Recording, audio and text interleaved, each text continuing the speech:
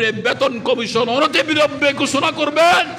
একই সাথে 1 থেকে 10 গ্রেডকে 15% মহার্ঘ ভাতা আর 11 থেকে 20 গ্রেড পর্যন্ত এই কর্মচারী থেকে 50% মহার্ঘ ভাতা। এই বক্তব্যগুলা আমরা চাই আপনারা সকলে মিডিয়াতে একটু অংশগ্রহণ করবেন। ডক্টর ইউনূসের নলেজে মিডিয়াতে যাওয়ার দরকার আমাদের কথাগুলা। আমরা বিগত 16টি বছর অথবা 2015 সালের 8ম পে কমিশনের পরে আমরা এই রাজপথে এখনও আছি।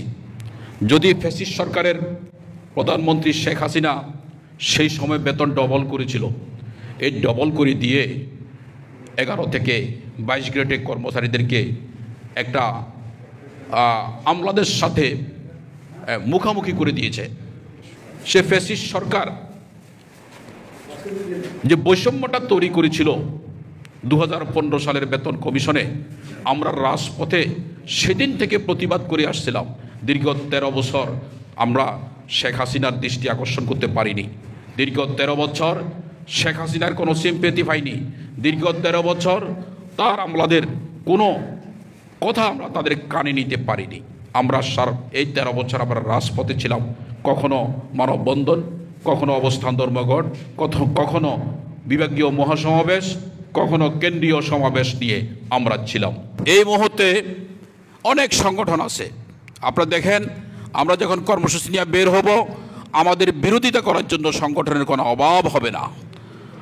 একমাত্র বাংলাদেশ সরকারি কর্মচারী কল্যাণ ফেডারেশন মাঠে প্রথম থেকে এখন পর্যন্ত আমরা মাঠে আসি সাধারণ কর্মচারীদের পাওনা উদ্ধার করার জন্য। বাট অন্য সংগঠনগুলা যখন আমরা কর্মসূচি দেব, তারা পাল্টাপাল্টি কর্মসূচি দেবে।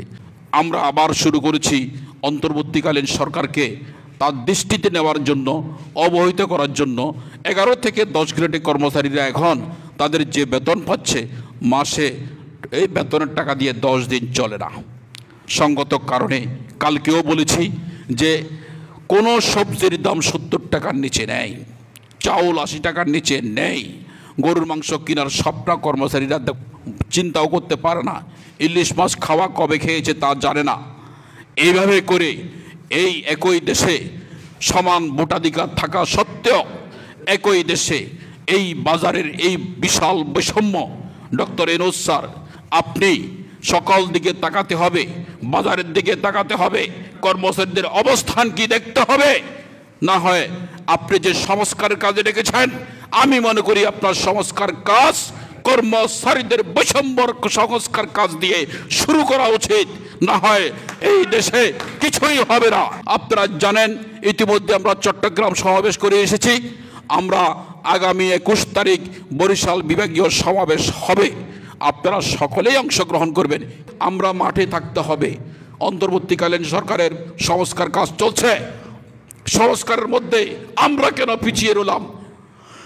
ডক্টর ইউনূস স্যার, আপনার দৃষ্টি আকর্ষণ করছি, যে সমস্ত জনপ্রশাসনের নিয়ন্ত্রণে যাদের দুহাত দিয়ে উন্নয়ন চলে, যাদের দুহাত দিয়ে 18 কোটি মানুষের সেবা চলে, আপনি প্রথম সংস্কার তাদের বৈষম্য নিরসনের সংস্কার দিয়ে শুরু করার দরকার ছিল।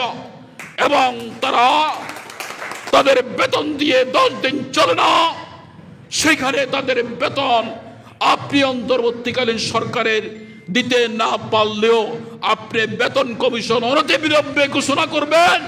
একই সাথে 1 থেকে 10 গ্রেডকে 15% মহার্ঘ ভাতা আর 11 থেকে 20 গ্রেড পর্যন্ত এই কর্মচারী থেকে 50% মহার্ঘ ভাতা অনতিবিলম্বে ঘোষণা করে আপনার কর্মের বৈষম্যের স্বচ্ছতার পরিচয় ঘোষণা দিবেন।